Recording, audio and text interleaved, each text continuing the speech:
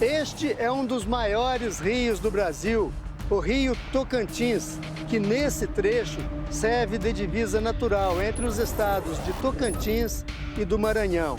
E justamente aqui, nesse ponto, o que une os dois estados é esta ponte, que se transformou em símbolo de uma das tragédias mais recentes do Brasil.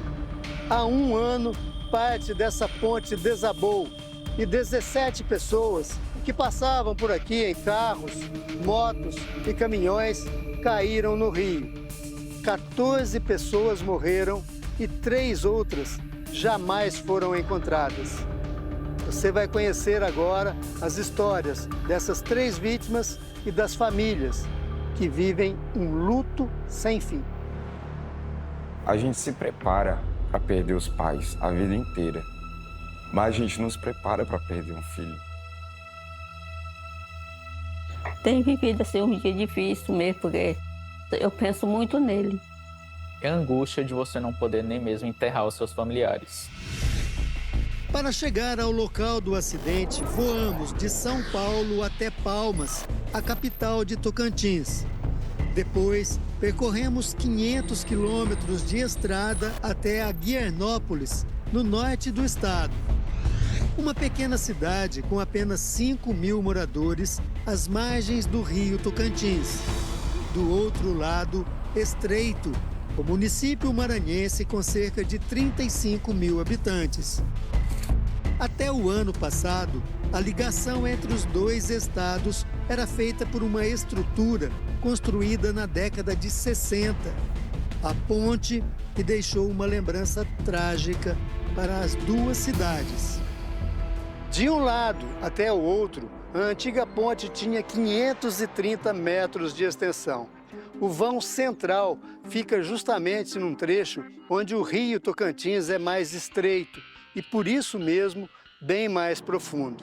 Nesse ponto, o rio tem 40 metros de profundidade. Naquele dia, 22 de dezembro do ano passado, um domingo, entre 2 e 3 horas da tarde, o movimento de veículos na ponte era bem intenso, quando alguns estalos e ruídos estranhos chamaram a atenção de algumas pessoas. Mais alguns minutos e parte da ponte veio abaixo. Sai, Pedro! Meu Deus do céu! Vários veículos que faziam a travessia entre Tocantins e Maranhão caíram no rio quando o vão da estrutura cedeu.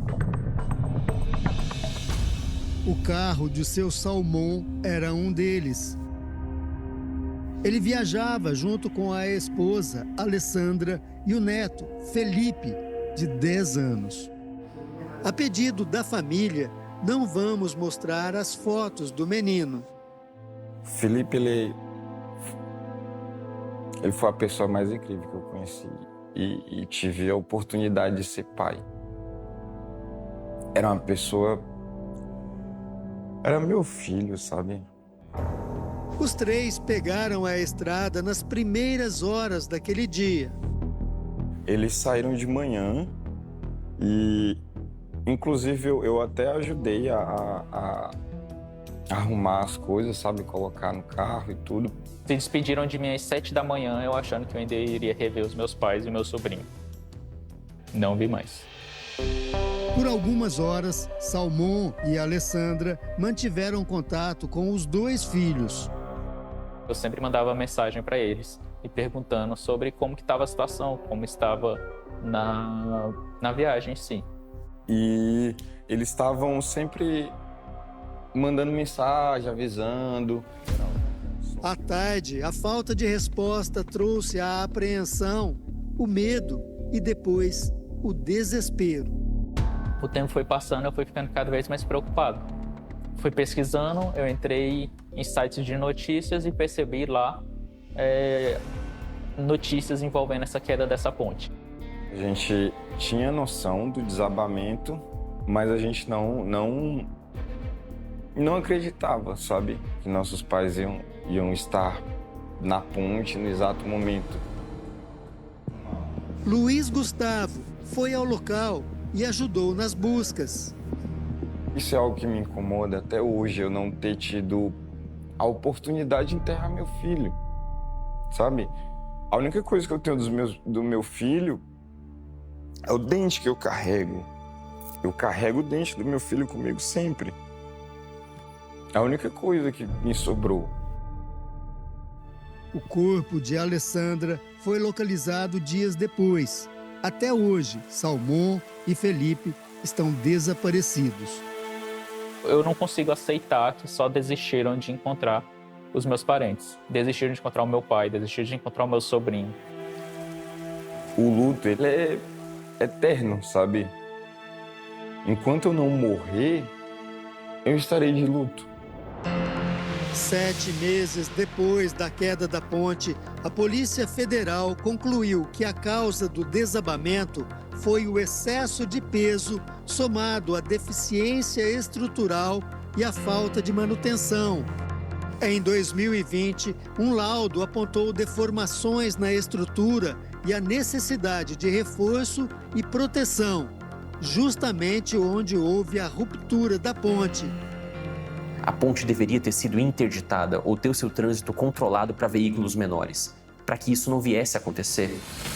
As investigações ainda estão em andamento e sem previsão de conclusão.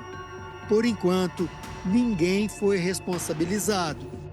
Quando falam que foi um acidente, me incomoda. Porque o acidente, ele é inevitável. Ele acontece. Aquilo não foi um acidente, foi uma tragédia premeditada. A mesma angústia é vivida pela família de Gessimar Ferreira da Costa, o terceiro desaparecido da tragédia. Ele tinha 38 anos, solteiro, era um dos 12 filhos de Dona Doralice. O Gessimar é um rapaz bom, ele. Eu criei ele de menino, ele é um rapazinho bom, trabalhadorzinho. Ele comprava as coisas para dentro de casa. Gessimar era vendedor em uma loja de Estreito, no Maranhão, e eventualmente atravessava a ponte para visitar parentes em Aguiarnópolis, no Tocantins. Dona Doralice sabia das condições precárias da ponte e, dias antes da tragédia, fez um alerta. Meu filho, para de passar por cima dessa ponte, que essa ponte aí tá muito perigoso. Parece que tá adivinhando. Durante um mês, as irmãs de Gessimar acompanharam as buscas, de manhã até à noite, sempre com a esperança de encontrar o corpo do rapaz. Quando encerrou mesmo a busca, aí desmoronou tudo mais ainda, porque a gente já sabia que não ia ter o corpo, pelo menos o corpo dele para enterrar. Até hoje, a família não conseguiu sequer o atestado de óbito. Um ano depois, o cenário aqui na ponte é bem diferente. Ela foi totalmente reconstruída e agora a passagem para veículos e pedestres é bastante segura. A reinauguração aconteceu há uma semana, no dia 22 de dezembro, exatamente na mesma data do desabamento e de tantas mortes. Por isso mesmo, o que foi motivo de festa e comemoração para alguns, para outros, foi motivo de dor e revolta. Na cabeceira da ponte, do lado do Maranhão, uma placa estampa os nomes das 17 vítimas da tragédia. E hoje, ele é só uma plaquinha que tá lá. O nome do meu irmão Gessimar Ferreira da Costa.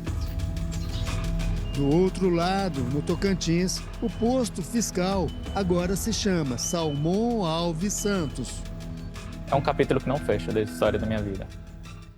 Homenagens merecidas e recebidas com carinho pelas famílias. Mas a data e as comemorações pela reinauguração machucaram ainda mais quem não conseguiu se despedir daqueles que tanto amavam. Eu nunca vou ter um dezembro feliz de novo. Por que não fizeram um dia antes ou um dia depois? Eu achei essa falta de respeito com a família das vítimas.